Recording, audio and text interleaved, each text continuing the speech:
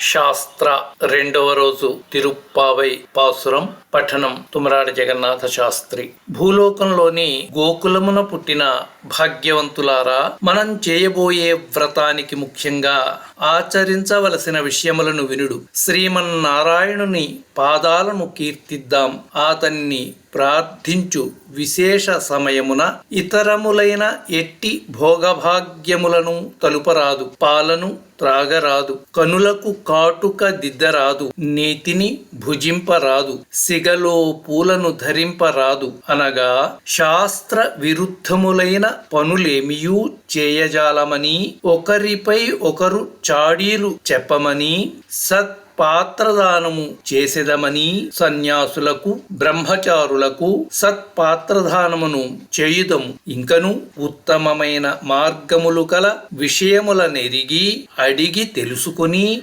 ఆచరింతము. ఇటుల ఈ ధనుర్మాస కాలమంతయును కొనసాగింతము. ఇదియే మన వ్రతము కాగలదు. తిరుప్పావై ద్వితీయ పాశుర పఠనం సమాప్తం.